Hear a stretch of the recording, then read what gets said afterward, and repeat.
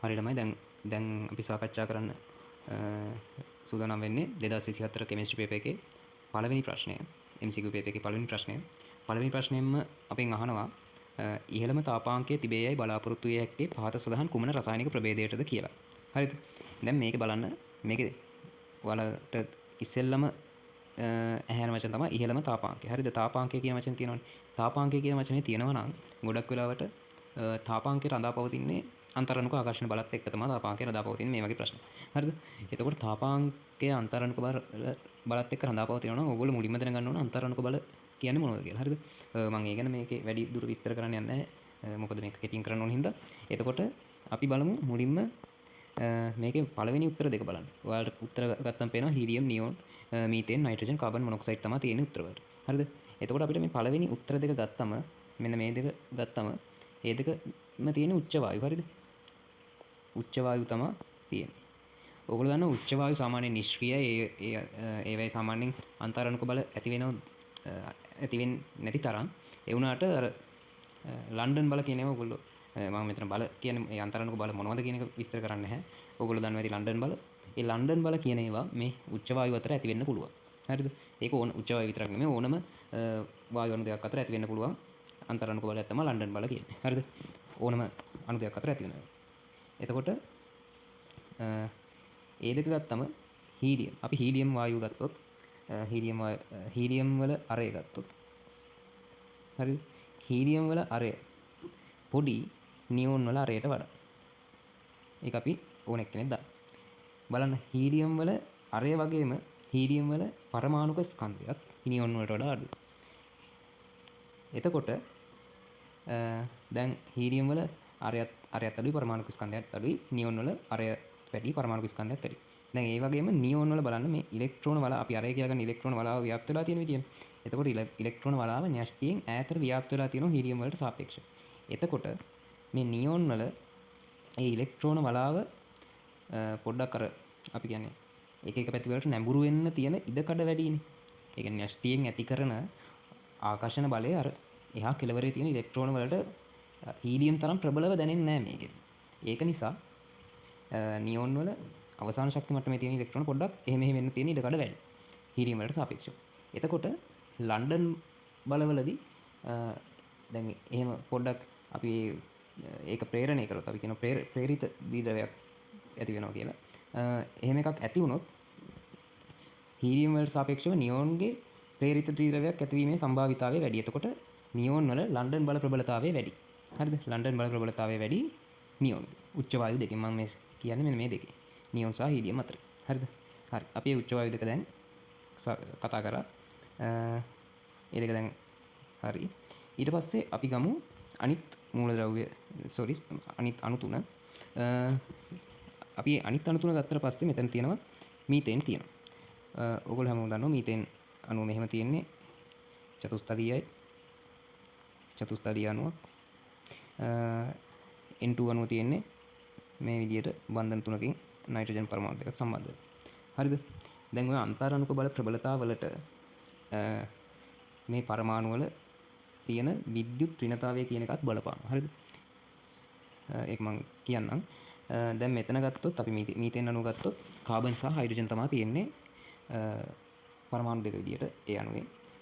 එතකොට විද්‍යුත් ඍණතාව වෙනස ගත්තොත් කාබන් සහ හයිඩ්‍රජන් වල විද්‍යුත් ඍණතාව වෙනස ගත්තොත් ඒක නොසලකිය හැකි තරම් කුඩා වෙනසක් තමයි තියෙන්නේ කාබන් සහ හයිඩ්‍රජන් අතර විද්‍යුත් ඍණතාවයක් නැහැ කියලා තමයි අපි සලකන්නේ. ගොඩක් තැන්වල. හරිද? එතකොට එතන වෙන ඒ කියන්නේ ද්‍රවයක් ඇති වෙන. ඒ කියන්නේ කාගේවත් පැත්තට ඉලෙක්ට්‍රෝන වැඩියෙන් ඇදෙන්නවත් කාගේවත් ඉලෙක්ට්‍රෝන එක පැත්තකට තල්ලු වෙන්නවත් ඇදලා ගන්නවත් එහෙම ප්‍රබලව සිද්ධ වෙන්නේ නැහැ මීතේන් අණුව. එතකොට අපි ඒක සලකනවා ඒක නිර්ද්‍රවීය අණුවක් කියලා තමයි සලකන්නේ. එහෙම ද්‍රව ඇති වෙන්නේ නැති හින්දා. හරිද? නයිට්‍රජන් ගත්තොත් පරමාණු දෙකම සමානයි. ඒක එතකොට දෙපැත්තෙන් මොන පැත්තකටවත් ඉලෙක්ට්‍රෝන ඇදෙන්නේ නැහැ. එතකොට මේ දෙකම අපි සලකනවා නිර්ද්‍රවීය කියලා. හරිද? නිර්ද්‍රවීය අණු කියලා තමයි සලකන්නේ. හරිද? ඊට පස්සේ නිර්ද්‍රවීය අණු හින්දා ඒ දෙකේ ද්‍රව ඇති වෙන්නේ නැහැ. ඒ දෙක අතරත් ඇති වෙන්නේ අත්‍තරම ලන්ඩන් බල කියන ඒවා තමයි මුලින් හීලියම් සහ නියෝන් අතර ඇති වුණ ලන්ඩන් බල කියන එකම තමයි මීතේන් සහ නයිට්‍රජන් අතර ඇති වෙන්නේ උනාට ඒ දෙකේ පරමාණු මම කිව්වා ලන්ඩන් බල වලට පරමාණු ස්කන්ධය බලපානවා. පරමාණු ස්කන්ධය වැඩි වෙනකොට ලන්ඩන් බල ප්‍රබලතාවය වැඩි වෙනවා. ඒ ලන්ඩන් බල කියන එක ලන්ඩන් බල ප්‍රබලතාවය වැඩි හීලියම් සහ නියොන්ට සාපේක්ෂව මේ දෙකේ වැඩි. මොකද පරමාණු කියන්නේ මේ අණුක ස්කන්ධය වැඩි මේ මීතේන් සහ නයිට්‍රජන් කියන අණු දෙකේ. හරිද? ඊට පස්සේ අපි බලමු කාබන් මොනොක්සයිඩ් ගැන බලමු දැන්. කාබන් මොනොක්සයිඩ් ගත්තොත් කාබන් මොනොක්සයිඩ් අණුව තියෙන්නේ කොහොමද? මෙහෙම කාබන් තියෙනවා බන්ධන තුනකින් ඔක්සිජන් එක්ක සම්බන්ධ වෙලා මෙතන එක සැරේ ඉලෙක්ට්‍රෝන යුගලක් තියෙනවා. හරිද? දැන් අපි මේ දෙකේ විද්‍යුත් ඍණතා සැලකුවොත් කාබන් වල ඔක්සිජන් කියන්නේ ප්‍රබල විද්‍යුත් ඍණ පරමාණුවක්. ඔයගොල්ලෝ හැමෝම දන්නවා ඔක්සිජන් කියන්නේ ප්‍රබල විද්‍යුත් ඍණ පරමාණුවක්. එතකොට කාබන්ගේ තියෙන ඉලෙක්ට්‍රෝන කාබන්ගේ පැත්තේ තියෙන ඉලෙක්ට්‍රෝන ඔක්සිජන් පැත්තට ඇදලා ගන්න එයාට හැකියාවක් තියෙනවා විද්‍යුත් ඍණතාවය වැඩි නිසා. එතකොට ඉලෙක්ට්‍රෝන යම් පැත්තකට ඇදිලා එනවා නම් ඒ පැත්ත ඍණ විදියට ආරෝපණය වෙනවා කියලා ඕගොල්ලෝ දන්නවා. හරිද? එතකොට ඔක්සිජන් තියෙන පැත්තට කුඩා ඩෙල්ටා ඍණාරෝපණයක්ද? එතකොට ඒකට ඍණාරෝපණය වෙන්නේ කාබන් ඉලෙක්ට්‍රෝන ඇදිලා ආපු නිසානේ. කාබන්ගෙන් ඈතට ඉලෙක්ට්‍රෝන ගිහිල්ලා නිසා කාබන්ගේ කුඩා ඩෙල්ටා ධනාරෝපණයක්ද ඇති වෙනවා. ඉලෙක්ට්‍රෝන මේ පැත්තට ගමන් කිරීම නිසා ඔක්සිජන්ගේ විද්‍යුත් ඍණතාවය හේතුව. හරිද? ඊට පස්සේ අපි තවත් කාබන් මොනොක්සයිඩ් අණුවක් මේ විදිහට ඇඳු මෙතන. හරිද? ඒකෙත් ওই විදිහටම කාබන් ඩෙල්ටා ධන විදිහටත් ඔක්සිජන් ඩෙල්ටා ඍණ විදිහටත් ආරෝපණය වෙලානේ තියෙන්නේ. හරිද? දැන් බලන්න මෙතන ලස්සන සිද්ධියක් වෙනවා. ඍණ තියෙන අන්තෙකුයි ධන තියෙන ඩෙල්ටා ධන තියෙන අන්තෙකුයි එක ළඟට තියෙනවනේ. එතකොට ඒ දෙක අතර ඔයාලා දන්නවා ධන ඍණ ආකර්ෂණය වෙනවා. ඒ දෙක අතර කුඩා ආකර්ෂණ බලයක්. ඒ කියන්නේ අන්තර් අණුක බලයක් ඇති වෙන්න පුළුවන්. අපි මේ බල වලට කියනවා දැන් මේ ද්‍රව දෙකක් අතරනේ බලය ඇති උනේ. එතකොට මේ ද්‍රව දෙකක් අතර බලය ඇති වුන හින්දා මේකට කියනවා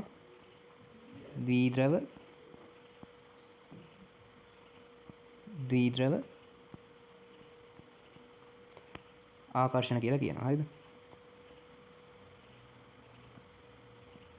හරි ද්විද්‍රව ආකර්ෂණ කියලා කියනවා. මෙන්න මේ බන්ධනයට. හරිද? එතකොට දැන් කාබන් මොනොක්සයිඩ් අණුව ගත්තොත් මම කිව්වා හැම පරමාණුවකම තියෙන්න පුළුවන්.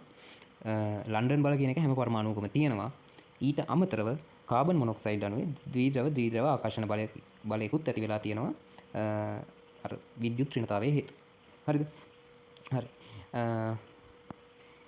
ඊට පස්සේ තාපාංකය කියන්නේ මොකද්ද බලමුකෝ අපි. තාපාංකය කියන්නේ මෙන්න මේ අන්තර් අණුක බල බිඳහෙලලා වායු කලාපයට අණුවක් එනකොට ලබා දෙන්න ඕන ශක්තිය මිම්මක් වගේ එකක් තමයි තාපාංකය කියලා කියන්නේ. හරිද? එතකොට ඒ ශක්තිය අපි හිතමුකෝ දුර්වල බන්ධනයක් තියෙනවා. අණු දෙකක් අතර බන්ධනය දුර්වලයි නම් ඒක අපිට කඩන්න ලොකු ශක්තියක් අවශ්‍ය නැහැ. ඒක කඩන්න ඕන පොඩි ශක්තියක්. පොඩි ශක්තියකින් දුර්වල බන්ධනයක් කඩන්න පුළුවන්. ඒ ශක්තියේ මිම්මක් තමයි තාපාංකය කියන්නේ. ඒ අණුව අන්තර් අණුක බල දුර්වලයි නම් හරිද? අන්තර් අණුක බල දුර්වලයි නම් අවශ්‍ය කරන ශක්තිය බන්ධන කඩන්න අවශ්‍ය කරන ශක්තිය අඩුයි. හරිද? ඒ ශක්තිය අඩුයි කියන්නේ තාපාංකය අඩුයි. හරිද? අන්තර් අණුක බල දුර්වලයි, අවශ්‍ය කරන ශක්තිය අඩුයි, තාපාංකය අඩුයි. දැන් බන්ධනයේ ප්‍රබල එකක් නම් අන්තර් අණුක බලය ප්‍රබලයි නම් අපිට ලොකු ශක්තියක් දෙන්න ඕන බන්ධනය කඩන්න. ඒ කියන්නේ ඉහළ තාපාංකයක් තියෙනවා ඒවට. මම ඒක වෙන පාටකින් කියන්න. අන්තර් අණුක බල ප්‍රබලයි නම් අවශ්‍ය කරන ශක්තිය වැඩි, තාපාංකය වැඩි වෙනවා. හරිද? ඒ වගේම දැන් බලන්න මේවයි අපෙන් අහන්නේ තාපාංකය වැඩි අවස්ථාවේ යන්නේ. ඉහළම තාපාංකයේ තිබේ යයි බලාපොරොත්තු විය හැකියි. ඉහළම කියන්නේ මම මේ රතු පාටින් මාක් කරපු අවස්ථාවේ ඉහළම තාපාංකය නම් අවශ්‍ය කරන ශක්තිය වැඩි. අපි බලන්න ඕන අන්තර් අණුක බල වැඩි මේක. අන්තර් අණුක බල වැඩි එක ගත්තොත් මෙන්න මේ හතරෙම තිබ්බේ ලන්ඩන් බල විතර. හරිද? ලන්ඩන් බල විතර. කාබන් මොනොක්සයිඩ් වල ලන්ඩන් බලක් තිබ්බා. ඊට අමතරව මෙන්න මේ ද්විද්‍රව ආකර්ෂණ බල කියන දෙකම තිබ්බා. හරිද? එතකොට මේකේ උත්තරේ විදියට අපිට සලකන්න වෙන්නේ අන්තරාණු බල ප්‍රබල මේක අන්තරාණු බල ප්‍රබල වෙන්නේ මේකෙදි කාබන් මොනොක්සයිඩ් වල. කාබන් මොනොක්සයිඩ් තමයි මේකේ උත්තරේ විදියට ගන්න පුළුවන්.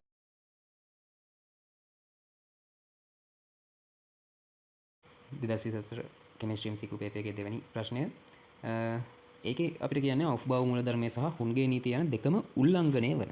හරිද? උල්ලංඝනය වෙන කියන එක මතක තියාගන්න. උල්ලංඝනය වෙන කාක්ෂික සටහන වනුයි. හරිද? එතකොට අපි සරල අදහසක් විදියට ගත්තොත් අවබෝධ මූලධර්මයේ සහ හුන්ගේ නීතිය කියන දෙකෙන්ම කියන්නේ යම් පරමාණුවකට යම් පරමාණුක කාක්ෂිකවලට ඉලෙක්ට්‍රෝන පිරෙන විදිය ගැන තමයි මේ නීති දෙකෙන් මුල් අවබෝධ මූලධර්මයෙන් සහ හුන්ගේ නීතිය යන දෙකෙන්ම පැහැදිලි කරන්නේ යම් කිසි පරමාණුවක කාක්ෂික වලට ඉලෙක්ට්‍රෝන පිරෙන විදිය තමයි ආකාර දෙකකට පැහැදිලි කරන්නේ. හරිද? මම මේකෙදි ගොඩක් ගැඹුරට යන්න බලාපොරොත්තු වෙන්නේ නැහැ. මම සරල අදහසක් දෙන්නම් අවබෝධ මූලධර්මයේ සහ හුන්ගේ නීතිය කියන්නේ මොකක්ද කියලා. අපි මුලින්ම ගත්තොත් අවබෝධ හරිද?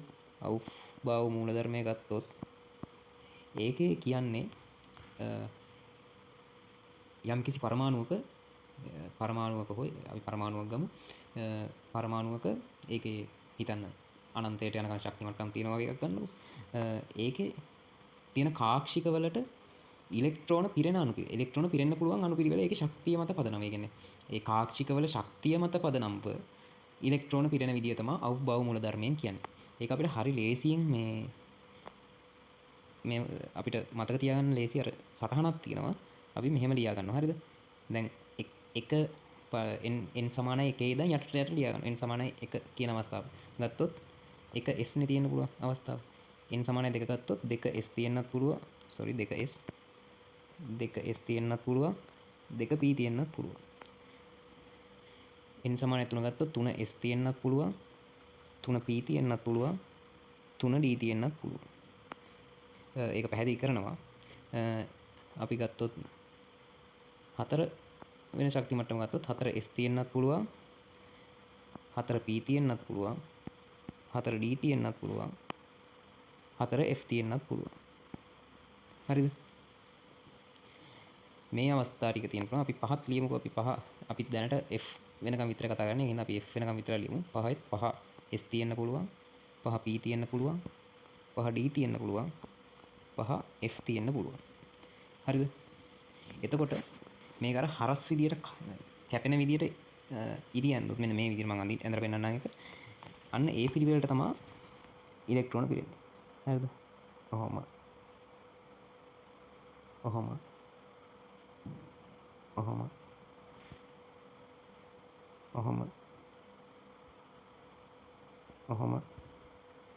තමයි ඉලෙක්ට්‍රෝන පිරෙන්නේ. හරිද?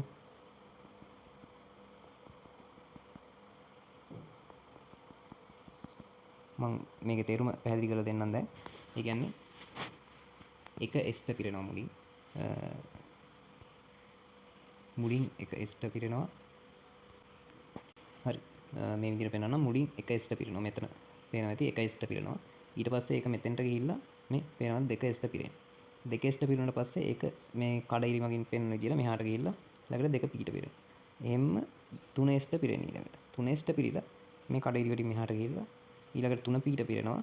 ඊළඟට පිරෙන්නේ 3d ට නෙමෙයි. 3d ට නෙමෙයි පිරෙන්නේ. ඊළඟට පිරෙන්නේ 4s කියන එක. 4s ට පිරීලා තමයි 3d ට පිරෙන්නේ. ඊට පස්සේ 4p 5s ඒ විදිහට යනවා. ඒකට හේතුව තමයි ශක්තිය අතිපිහිත වීම කියලා සිදුවීමක් මෙතනදි වෙනවා. ඒ කියන්නේ අපි ඇත්තටම සැලකුවොත් 4s ශක්ති මට්ටමේ 4s මේ කාක්ෂිකයේ ශක්තිය 3d කාක්ෂිකයේ ශක්තියට වඩා අඩුයි. ඒක නිසා තමයි 4s ට මුලින් පිරීලා 3d ට පස්සේ පිරෙන්නේ. ඒක ශක්ති සටහනකින් පැහැදිලි කරන්න ඕන. මම එච්චර ගැඹුරට මේක යන්නේ නැහැ. ඔයාලා මේ සටහන දැනට මතක තියාගන්න. තියරි පන්තිවලදී ඒක පිළිබඳව ගොඩක් ගැඹුරට කියලා දෙනවා. දැනට ඕගොල්ලෝ අර විදිය තමයි මතක තියාගන්න ඕන. හරිද? හරි. ඊට පස්සේ ඔය අවුෆ්බාව් ක්‍රමයනේ මම කියලා දුන්නේ. ඊළඟට අපි බලමු හුන්ස් නීතිය කියන්නේ මොකක්ද? හුන්ස් ලෝ. හරිද?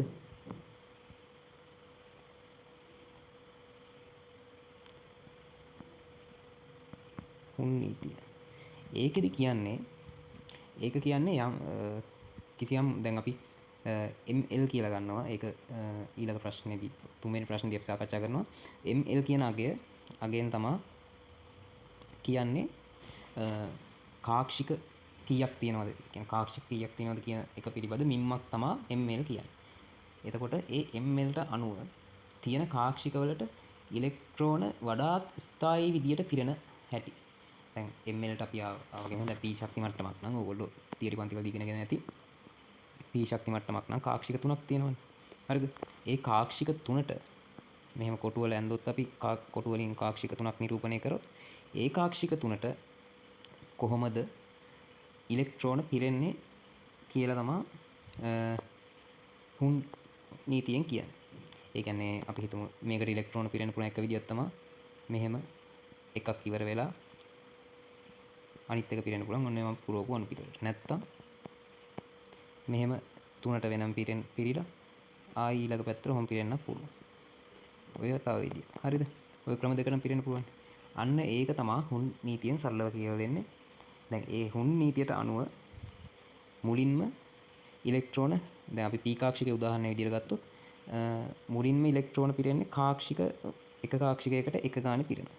එක කාක්ෂිකයකට එක ගානේ පිරුණනම් අපි මේකට කියනවා අර්ධ ස්ථායී අවස්ථාව කියලා. හරිද? අර්ධ ස්ථායී.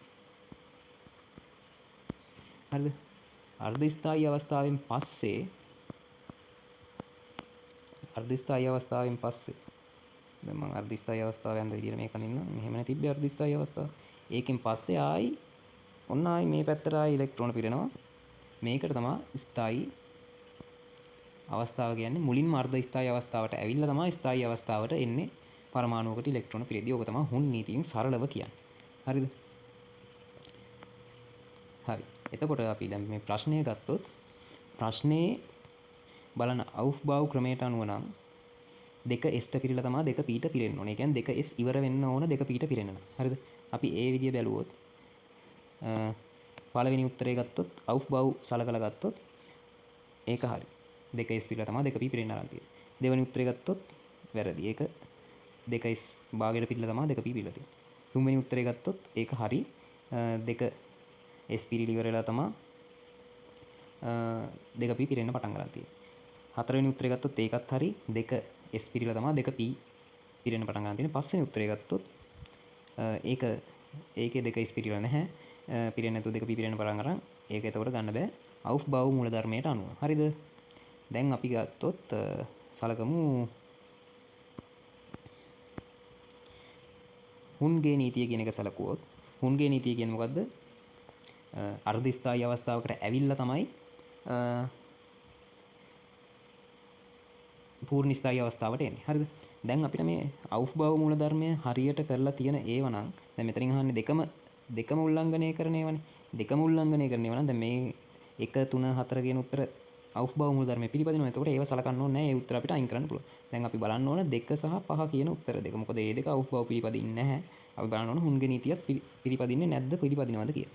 අපි පස්වෙනි උත්තරේ ගත්තොත් බලන්න. පස්වෙනි උත්තරේ මුලින්ම මේ තුනටම පිරීලා ඉවර වුණාට පස්සේ තමයි මෙන්න මෙයාට ආයි තව ඉලෙක්ට්‍රෝනයක් පිරලා තියෙන්නේ. මේ තුනටම පිරීලා ඉවර වුණාට පස්සේ තමයි මෙයාට තව ඉලෙක්ට්‍රෝනයක් පිරලා තියෙන්නේ. එතකොට එයා හුන් නීතිය ඕකේ. හරිද? හුන් නීතිය පිළිපැදලා තියෙනවා 2p ශක්ති මට්ටමට. අවුෆ්බාව් පිළිපැදලා නැහැ. ඒ වුණාට අපි දෙවෙනි උත්තරේ ගත්තොත් එයාගේ මෙන්න මේකට මුකුත් නැහැ. මේකට මුකුත් නැතුව 2p එක වෙන ශක්ති මට්ටමකට දෙකක්ම පිරීලා තියෙනවා. එතකොට ඒක හුන්ගේ නීතියත් පිළිපැදලා නැත. එතකොට මේකේ උත්තරේ වෙන්නේ දෙවෙනි උත්තරේ තමයි ගන්න වෙන්නේ අපිට. ඒක මොකද හුන්ගේ නීතියක් නැහැ. අවුෆ්බාව් මූලධර්මයක් නැහැ. පිළිතුර අපිට දෙක තමයි ගන්න වෙන්නේ පිළිතුර විදියට. එතකොට දෙවෙනි ප්‍රශ්නේ උත්තරේ දෙවෙනි උත්තරේ. හරි.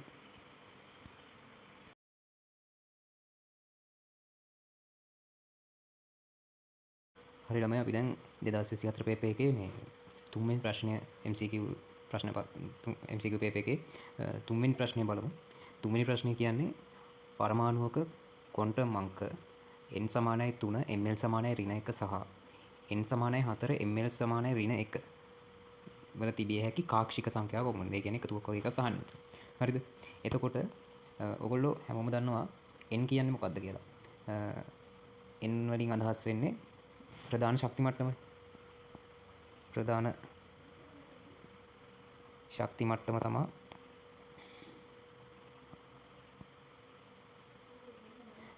n වලින් අදහස් වෙන්නේ. ඊට පස්සේ ml කියන්නේ මොකද්ද? ml කියන්නේ චුම්බක ක්වොන්ටම් අංකය කියන එක තමයි ml වලින් අදහස් වෙන්නේ. හරිද? එතකොට ml වලට එන්න කලින් L කියන්නේ මොකද්ද කියලා මම සරලව කියන්නම්. L කියන්නේ උද්දීඝංශ ක්වොන්ටම් අංකය. ඒක අගයන්. ඒ කියන්නේ L වලට එන අගයන් සාමාන්‍යයෙන් එන්නේ දැන් අපි හිතමු L වලට එන්න පුළුවන් උපරිම අගය. හරිද? L වලට එන්න පුළුවන් උපරිම අගය සමානයි n ඍණ 1ට. හරිද? n ඍණ 1ට තමයි L වලට එන්න පුළුවන් උපරිම අගය. ඒ කියන්නේ මේක අපි ලියන්න පුළුවන් මෙහෙම L max කියලා. L max n ඍණ 1ට. හරිද? ඊට පස්සේ උදාහරණයක් විදිහට ගත්තොත් n සමානයි 1යි නම් L වලට එන්න පුළුවන් n ඍණයක් කියන්නේ බිඳුවයි. n සමානයි 2යි නම් L වලට එන්න පුළුවන් අගයන් දෙකක් තියෙනවා. එකක් බිඳුව එන්න පුළුවන්, අනිත් එක 1 එන්න පුළුවන්. L max නේ L වලට එන්න පුළුවන් මැක්සිමම් අගයනේ n ඍණයක් කියන්නේ. ඒ වගේම තමයි n සමානයි 3යි නම් L වලට එන්න පුළුවන් අගයන් තියෙනවා. බිඳුව එන්නත් පුළුවන්, 1 එන්නත් පුළුවන්, 2 එන්නත් පුළුවන්. ඒ වගේම n සමානයි 4යි නම් L වලට එන්න පුළුවන් බිඳුව 1 2 3 කියන අගයන් එන්න පුළුවන්. හරිද? ඊට පස්සේ ඔය L වලට එන අගය, ඒ කියන්නේ ඉලක්කම මත අපි ඒකට අකුරු කීපයක් දෙන්න පුළුවන් අපිට මේ විදිහට. L වලට එන L වලට බිඳුව එනවා නම් හරිද? L වලට බිඳුව එනවා නම් අපි ඒක හඳුන්වනවා S උපශක්ති මට්ටමක් කියලා. L වලට එන අගය 1යි නම් ඒක අපි හඳුන්වනවා P උපශක්ති මට්ටමක් කියලා. L වලට එන අගය 2යි නම් ඒක අපි හඳුන්වනවා D උපශක්ති මට්ටමක් කියලා. හරිද? L වලට එන අගය 3යි නම් ඒක අපි හඳුන්වනවා F උපශක්ති මට්ටමක් කියලා. ඔය L වලට එන අගයන් මත උපශක්ති මට්ටම, ඒ කියන්නේ n කියන්නේ ප්‍රධාන ශක්ති මට්ටම, මේක උපශක්ති මට්ටම. උපශක්ති මට්ටම් විචලනය වෙන්නේ මෙහෙමයි. හරිද? ඊට පස්සේ මේ උපශක්ති මට්ටම් ඇතුළේ තියෙනවා කාක්ෂික. කාක්ෂික කියන්නේ යම් කිසි පරමාණුවක ඉලෙක්ට්‍රෝන ඝනත්වය, කියන්නේ ඉලෙක්ට්‍රෝන හමු වීමේ සම්භාවිතාවය ඉහළම වන ප්‍රදේශය තමයි කාක්ෂික කියලා හඳුන්වන්නේ. හරිද? සරලව කිව්වොත් S වල තියෙන කාක්ෂික, ඒ කියන්නේ S කාක්ෂිකය ගෝලාකාරයි. P කාක්ෂික ඩම්බෙලාකාරයි. ඒ කියන්නේ මෙන්න මේ වගේ හැඩයක් තමයි තියෙන්නේ. හරිද? ඒක තමයි දැනට A level මට්ටමේ අපිට තියෙන ඔය කාක්ෂික දෙක ගැන ඉගෙන ගන්න.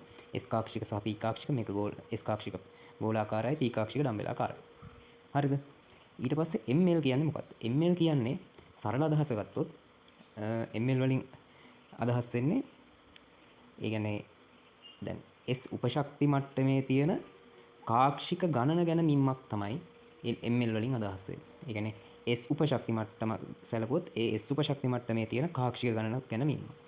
P උපශක්ති මට්ටම සැලකුවොත් P උපශක්ති මට්ටමේ තියෙන කාක්ෂික ගණන, කාක්ෂික ප්‍රමාණය ගැන මිනුමක් තමයි ml වලින් අපිට ලබා දෙන්නේ. හරිද? ml වලින් අපිට ලබා දෙන්නේ ඒක. හරිද? එතකොට ml අපි ගන්නෙ කොහොමද? ml ගන්නේ දැන් ml කියන අගය අපි ගන්නෙ අපි මෙහෙම කරමුකෝ. ml සමානයි ml වලට එන අගය සමානයි ඍණ L ගේ සිට ධන L දක්වා තියෙන සියලුම අගයන්. ඍණ L ගේ සිට ධන L දක්වා තියෙන සියලුම අගයන් ml වලට ගන්න. හරිද? අපි උදාහරණ කීපයක් සැලකුවොත් n සමානයි 1යි නම් ඒකට එන්න පුළුවන් උපරිම අගය ඔයගොල්ලෝ දන්නවා n ඍණ 1 හෙවත් බිඳුවයි. එතකොට ml ට එන්න පුළුවන් කීයද? ml ට එන්න පුළුවන් ඍණ L ගේ සිට ධන L නේ. එතකොට ඍණ බිඳුවේ ඉඳන් ධන බිඳුවට කියලා අගයක් නැහැ. එතකොට ml ටත් එන්නේ බිඳුව. හරිද? ml ටත් එන්නේ බිඳුව කියන්නේ L කියන්නේ මෙතන තියෙන්නේ S උපශක්ති මට්ටමක්. හරිද? S උපශක්ති මට්ටමක් තියෙන්නේ. එතකොට මේක බිඳුව කියන්නේ අපි ඒකේ අගයනේ මේ ගන්න බිඳුව යනු එක කාක්ෂිකයක් විදිහට තමයි අපි සලකන්නේ. ඒ කියන්නේ එතන එක කාක්ෂිකයක් තියෙනවා. එතකොට මේ S උපශක්ති මට්ටමේ තියෙන එක කාක්ෂිකය. අපි ගමු n සමානයි 2යි කියලා. n සමානයි 2 නම් L කීයද වෙන්නේ? L වෙන්නේ 1යි. එතකොට ml ට එන අගය පරාසය වෙන්නේ ඍණ L ගේ සිට ධන L දක්වානේ. එතකොට ඍණ 1 බිඳුව ධන 1. එතකොට L සමානයි 1 කියන්නේ මොකද්ද මේ? L සමානයි 1 කියන්නේ P උපශක්ති මට්ටමක් තමයි එතන තියෙන්නේ. එතකොට P කාක්ෂික තියෙනවා මේ P කාක්ෂික තියෙනවා 3ක්. p කාක්ෂික 3ක් තියෙනවා. s කාක්ෂික එකයි තියෙන්නේ. p කාක්ෂික 3ක් තියෙනවා. හරිද? අන්න ඒක තමයි සරල අදහස. මේ ml වල සරල අදහස ඒක තමයි. දැන් අපේ ප්‍රශ්නෙට එමු. ප්‍රශ්නේ අපේ අහන්නේ පරමාණුවක ක්වොන්ටම් අංක n සමානයි 3 සහ ml සමානයි ඍණ 1. n සමානයි 3 ml සමානයි ඍණ 1 සහ n සමානයි 4 ml සමානයි ඍණ 1 තිබිය හැකි කාක්ෂික සංඛ්‍යාව කොපමණද? හරිද? අපි දැන් මේ ප්‍රශ්නේ සාකච්ඡා කරමු. ප්‍රශ්නේ ගත්තොත් මම මේ ටික මකනවා.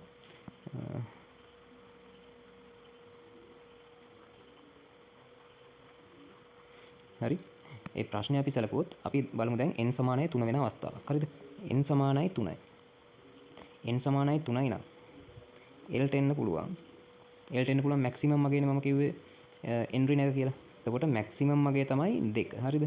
මැක්සිමම් මගේ 2. අනිත් අගයන් ටිකත් එනවා. ඉතින් එතකොට බිඳුවේ ඉඳන් පටන් ගත්තම අනිත් අගයන් ටිකත් එනවා. බිඳුව 1 2 කියන ඔක්කොම එනවා. හරිද? එතකොට l වල n සමානයි 3 වෙනකොට ඒකේ උපශක්ති මට්ටම් තියෙනවා. s උපශක්ති මට්ටමක් තියෙනවා. p උපශක්ති මට්ටමක් තියෙනවා. d උපශක්ති මට්ටමක් තියෙනවා. හරිද? දැන් අපි පිළිවෙලින් බලමු. s උපශක්ති මට්ටම ආවොත් s කියන්නේ බිඳුව කියන එකනේ. හරිද? s කියන්නේ බිඳුව. බිඳුව නම් ml ට එන්න පුළුවන්. ද ඍණ 1 බෑනේ. ml ට ඍණ 1 එන්න බෑ. ml සමානයි ඍණ 1. ඒක මේකේ වෙන්න බෑ. හරිද? ඊට පස්සේ p උපශක්ති මට්ටමක් නම් ඒකේ ඍණ 1 එන්න පුළුවන්. ඍණ 1 ඉඳන් ධන 1ට යනකොට ml සමානයි ඍණ 1 වෙන්න පුළුවන්. හරිද? අවස්ථාවක් තියෙනවා. d එක ගත්තොත් ඒකේ ml සමානයි ඍණ 1 වෙන්න පුළුවන්ද? ඍණ 2 ඉඳන් ධන 2ට යනකොට ml සමානයි ඍණ 1 වෙන්න පුළුවන්. හරිද? ml සමානයි ඍණ 1 වෙන්න පුළුවන් ඒකේ. එතකොට මෙතන තියෙනවා අවස්ථා දෙකක්. හරිද? ඊළඟට අපි ගමු n සමානයි 4 කියන අවස්ථාව ගත්තොත් l වලට එන අගයන් ගත්තොත් l වලට එන්න පුළුවන් බිඳුව එන්න පුළුවන් 1 එන්න පුළුවන් 2 එන්න පුළුවන් 3ත් එන්න පුළුවන්. ඒ කියන්නේ මේ මොනවද? මේ ඇවිල්ලා s මේ ඇවිල්ලා p මේ ඇවිල්ලා d මේකේ f උපශක්ති මට්ටමකුත් තියෙනවා. හරිද? f උපශක්ති මට්ටමකුත් තියෙනවා. එතකොට මේකේ ගත්තොත් මේකේ ml සමානයි ඍණ 1 වෙන්න බෑ. s උපශක්ති මට්ටමට වෙන්න බෑ. ඉතුරු තුනම ගත්තොත් ඔයාලට පේනවා මේක ඍණ 1 ඉඳන් ධන 1ට යනකොට ml සමානයි ඍණ 1 වෙන්න පුළුවන්. මේක ඍණ 2 ඉඳන් ධන 2ට යනකොට ml සමානයි ඍණ 1 වෙන්න පුළුවන්. මේක ඍණ 3 ඉඳන් ධන 3ට යනකොට ml සමානයි ඍණ 1 අවස්ථාවක් එන්න පුළුවන්. එතකොට මේ අවස්ථා තුනම තියෙනවා. හරිද? එතකොට මෙතන ටෝටල් 3ක් තියෙනවා. මෙතන අවස්ථා දෙකක් තියෙනවා. හරිද? එතකොට මේ 2යි 3යි උත්තරේ 5යි. එතකොට තියෙන්න පුළුවන් කාක්ෂික මේ අවස්ථා දෙකේම ml සමානයි ඍණ 1කට තියෙන්න පුළුවන් කාක්ෂික ගාන උපරිම තියෙන්නේ 5යි. එතකොට ඒක තමයි උත්තරේ. උත්තරේ කියන්නේ උත්තරේ 5 නෙමෙයි 4 වෙනි උත්තරේ. ඒ කියන්නේ උත්තරේ වෙන්නේ මෙන්න මේක. තමයි උත්තරේ වෙන්නේ. එහෙම තමයි ඒකේ උත්තරේට යන්නේ. හරි.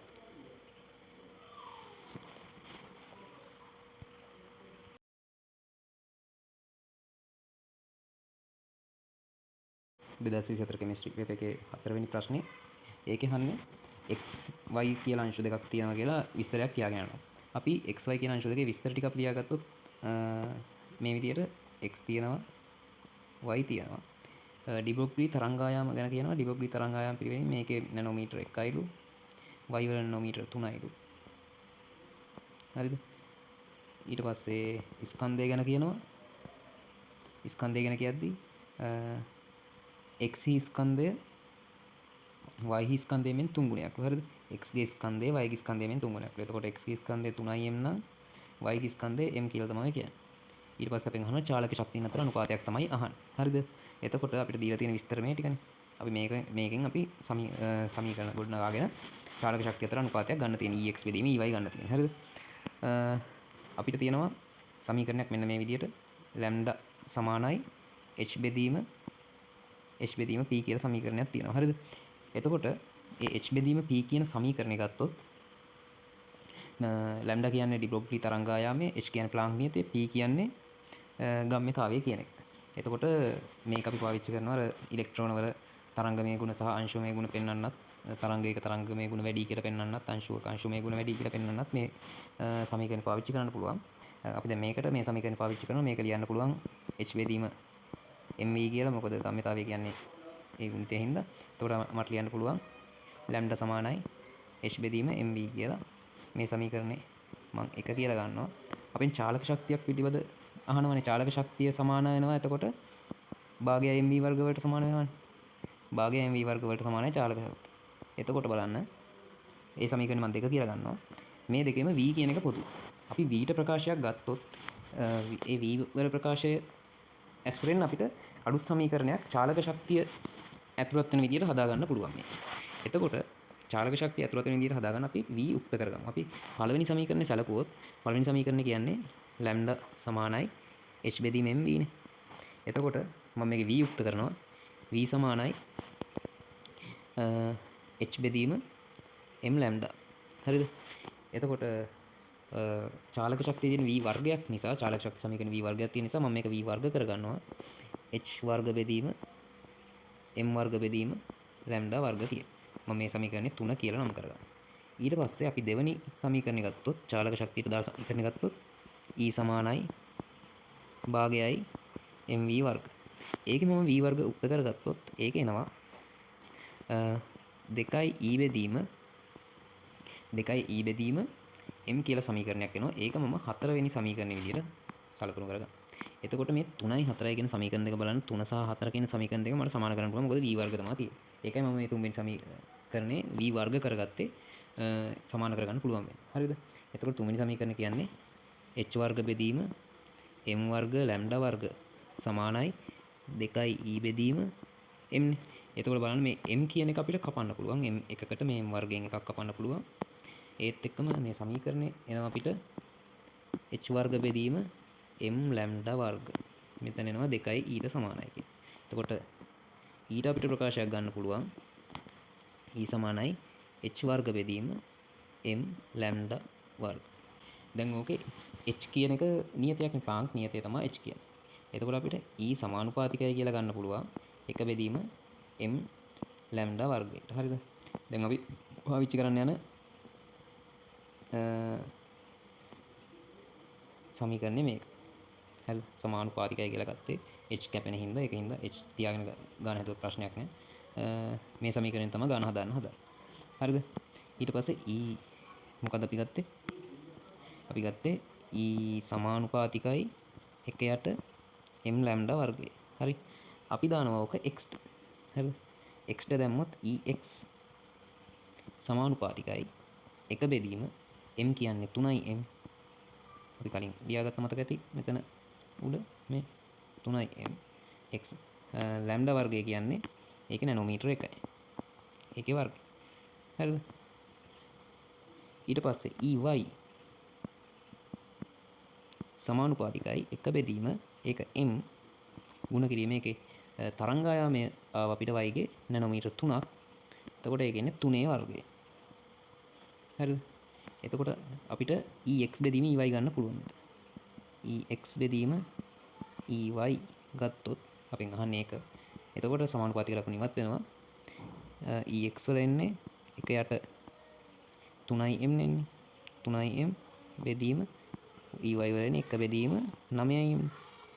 එතකොට ඒක අපි හරියට ගත්තොත් 9m බෙදීම 3m.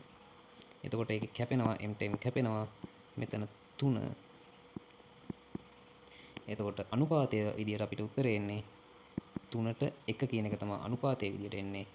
ඒ අනුව උත්තරේ විදියට අපිට ගන්න පුළුවන් 4 වෙනි උත්තරේ තමයි අපිට ගන්න වෙන්නේ නිවැරදි පිළිතුර විදියට 3ට 1 අනුපාතය ex බෙදීම ey කියන එක 4 වෙනි උත්තරේ තමයි මේ ප්‍රශ්නෙට පිළිතුර වෙන්නේ. හරිද?